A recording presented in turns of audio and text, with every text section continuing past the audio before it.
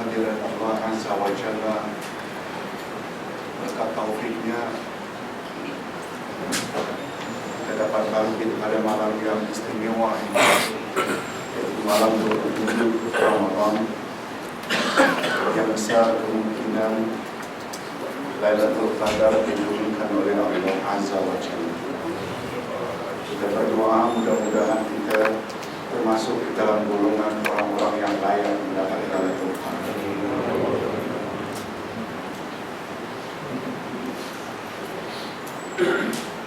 Di antara ayat yang dibaca oleh Imam tadi,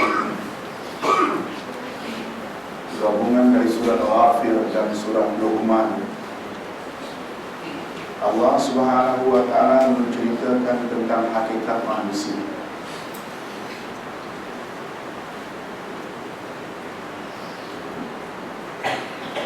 Hadirin dan hadirat sekalian,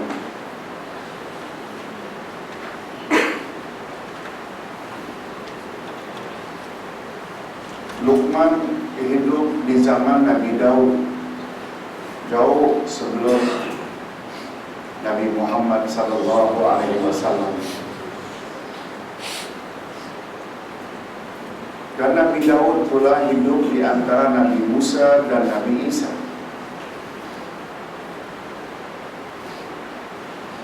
Sebab Nabi Daud walaupun mendapat kitab yang bernama Zabur, tetapi kitab syariatnya Nabi Daud menggunakan Taurat. Dan Taurat pula diturunkan pada Nabi Musa. Dan Daud dapat anak yang sangat besar kuasanya, yaitu Sulaiman. Sulaiman juga menggunakan Taurat sebagai kitab syariat. Sebab Zabur hanya kitab puji-pujian terhadap Allah Azza wa Jalla. Jauh setelah itu baru muncul Nabi Isa dengan Injilnya. Kemudian baru muncul 600 tahun setelah Isa Nabi Muhammad SAW dengan Qurannya. Dalam Al-Quran Allah menceritakan tentang Luqman. Malah ada satu surah dalam Quran yang khas namanya surah Luqman. Di antara ayat dalam surah Luqman tadi, Allah Subhanahu wa Ta'ala menyebut tentang pendidikan yang diberi oleh Luqman pada anaknya. Tolong ikuti. A'udzubillahi minasyaitonir rajim. Ya bunayya aqimis shalah wa'mur bil ma'ruf wanha 'anil munkar wasbir 'ala ma asabak inna dzalika inna fi dzalika min azmil umur.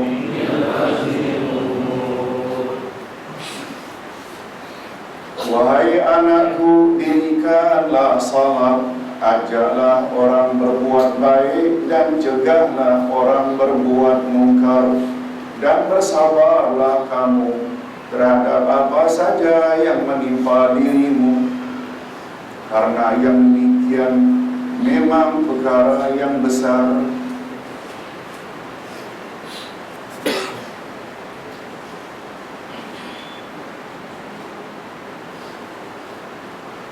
Sebelum tiga nasihat Luqman ini, dirikan salat,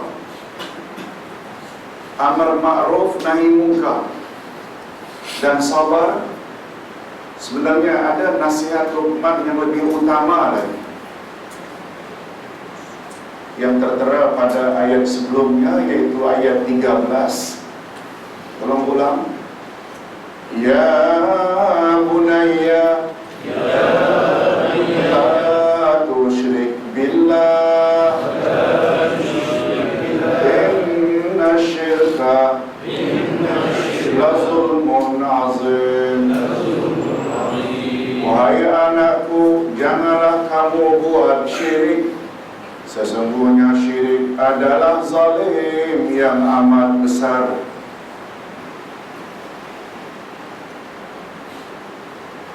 Hadirin dan hadirat,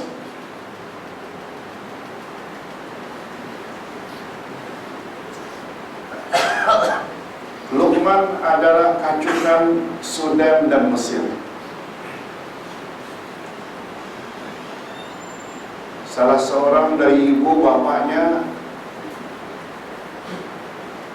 dari Mesir, dan satu lagi couple ini dari Sudan. Dapat anak namanya Luqman. Dan Luqman ini banyak ke Sudan, bukan Mesir.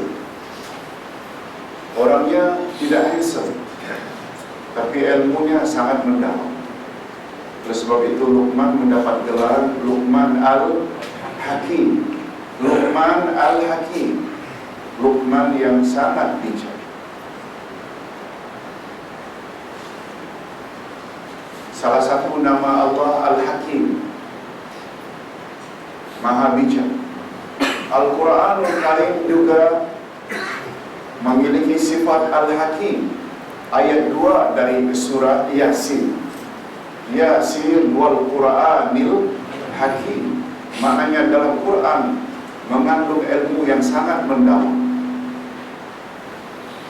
Oleh sebab itu, bila seseorang dapat memahami Al-Quran dan mengamalkannya, dia pasti jadi orang yang bijak.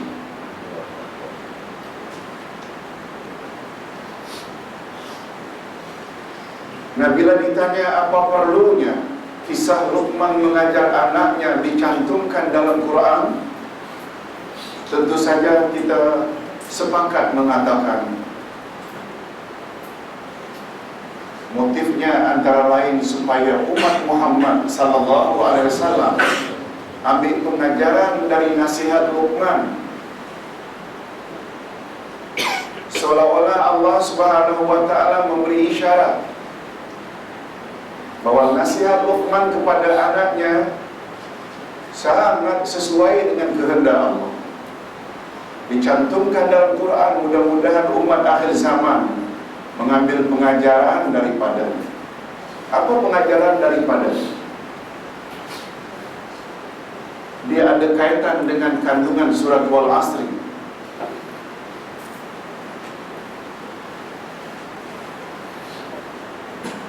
Hadirin dan hadirat rahimakumullah, Imam kita Imam Asy-Syafi'i rahimahullah, yang sudah hafal Al-Quran sejak umur 10 tahun, beliau yang buat statement menunjukkan begitu tinggi kedudukan surat Wal Asri. Apa kata Imam Asy-Syafi'i? Andai kata Allah Subhanahu wa taala tidak turunkan 30 juz Al-Quran, 30 juz yang terdiri dari 6.000 ayat lebih, andai kata Allah tidak turunkan, yang Allah turunkan hanya 3 ayat dalam surat Wal Asri, niscaya sudah memadai bagi manusia untuk mengetahui jalan mana yang mereka patut tempuh dalam hidup ini agar bahagia dunia dan akhirat. Tolong ikuti. Bismillahirrahmanirrahim. Bismillahirrahmanirrahim. Wal 'asr. Innal insana lafi khusrin illa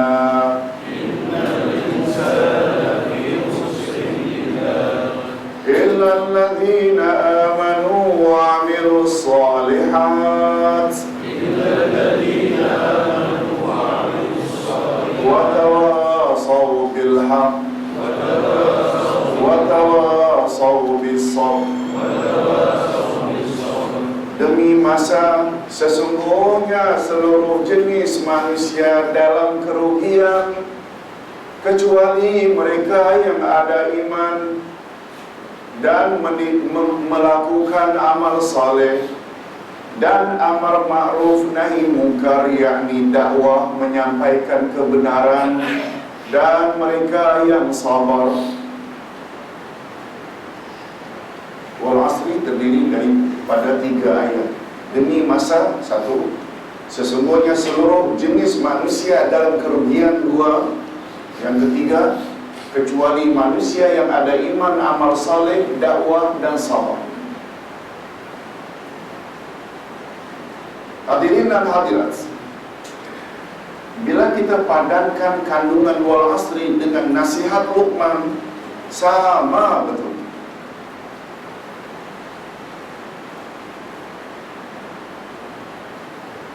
Sama ada dari sudut kandungan ataupun dari sudut urutan. Wal asri menggunakan istilah illal ladzina amanu, kecuali manusia yang beriman. Letak nomor 1. Luqman letak nomor 1, ya bunayya la tusyrik billah. Wahai anak, jangan buat syirik. Sama tak? Sama tak maknanya? Sama.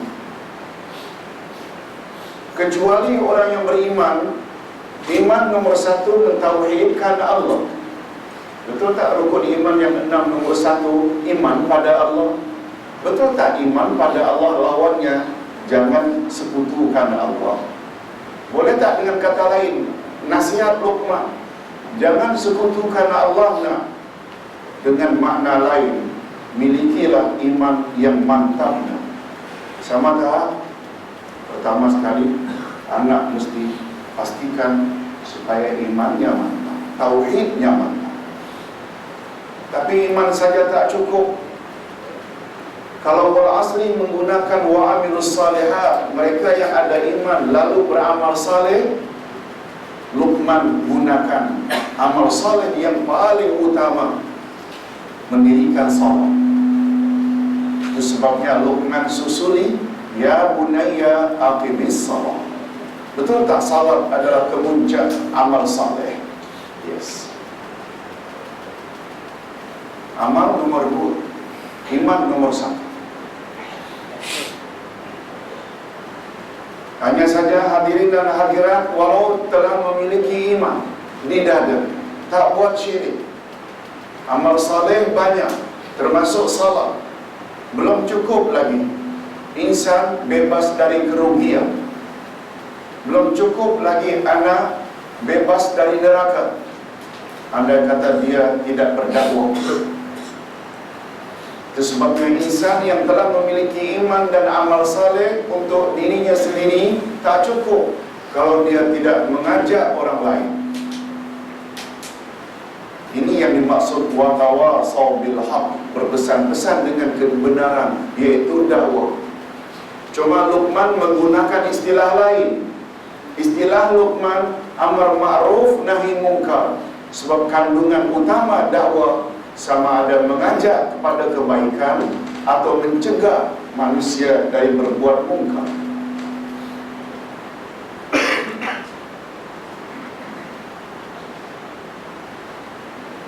Hanya saja kata ulama tafsir, dakwah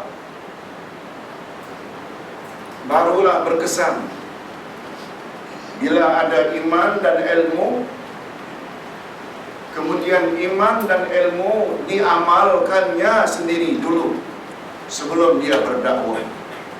Inilah rahasia dan hikmahnya mengapa dakwah terletak pada step yang ketiga. Setelah first step, kumpul ilmu dulu, miliki iman dahulu. Ilmu dan iman tersebut mesti amalkan dahulu secara pribadi, kemudian baru sampaikan kepada orang lain. Demikian dalam wal asri, demikian urutan Luqman terhadap anaknya dalam surat Luqman. Jangan sekutukan Allah dahulu, itu nomor 1. maknanya miliki tauhid dan iman yang mantap. Dirikan salat, maknanya lakukan amal saleh. Baru urutan ketiga amar ma'ruf nahi munkar. Oleh sebab itu, bila usaha ingin berdakwah tapi knowledge tak punya, iman tak punya, tak jadi.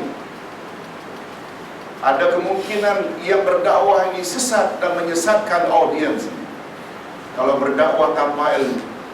Begitu juga ada ilmu, ada iman yang mantap, lalu berdakwah tanpa terlebih dahulu diamalkan secara peribadi, dakwahnya tak akan berkesan.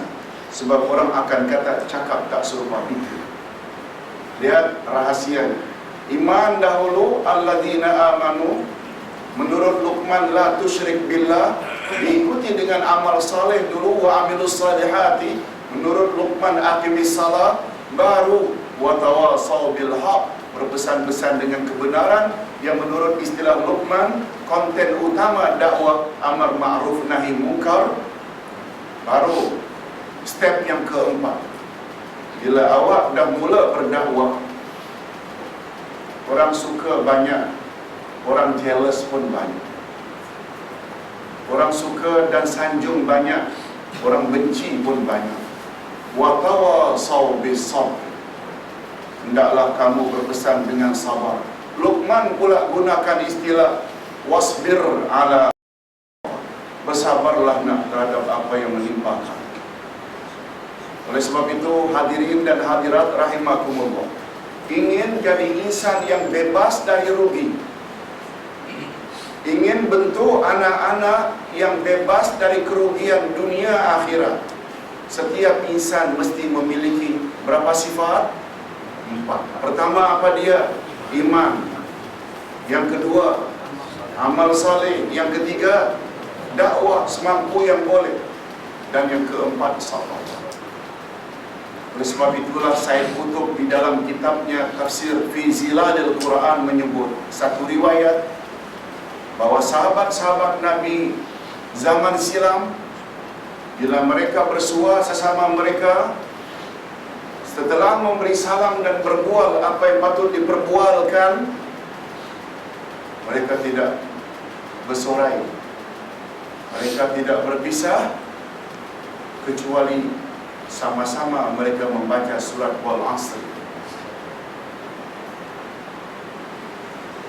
Sempena itulah hari ini, mana-mana pertemuan, perhimpunan, selalu juru acara meminta, marilah hadirin dan hadirat kita tutup majlis kita dengan tasbih kafarat dan surat Wal Asr. Apa faedahnya? Supaya segar senantiasa dalam ingatan setiap insan bahawa mereka terdedah dengan kerugian bila mereka tidak memiliki 4 sifat tadi.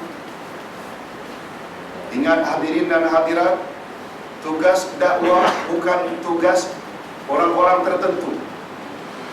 Sebab menurut kaedah bahasa Arab, innal insan, al-insan, ada alif lam di depan insan, dia membawa faedah listighraqil jinsi. Alif lam itu memberi makna seluruh jenis naun yang dimasuki. Seperti hamdun, maknanya puji-pujian, tapi kita selalu artikan alhamdulillahi rabbil alamin. Apa faedah alif lam di depan hamdu?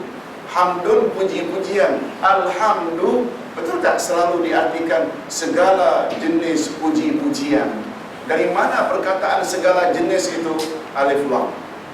Innal insan, al-insan, insan maknanya manusia, al-insan seluruh jenis manusia.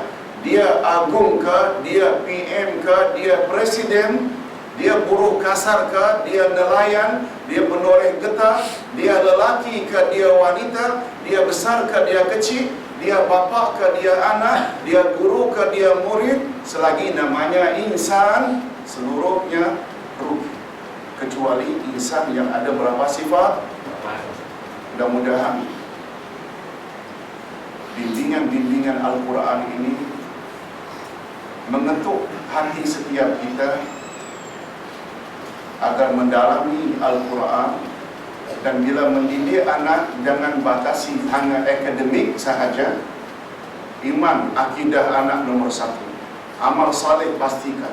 Selain itu dia mesti berdakwah semampu yang dia boleh dan sabar menghadapi apa saja yang dihadapi ekoran dari dakwah. Mudah-mudahan ada manfaatnya. Assalamualaikum warahmatullahi wabarakatuh.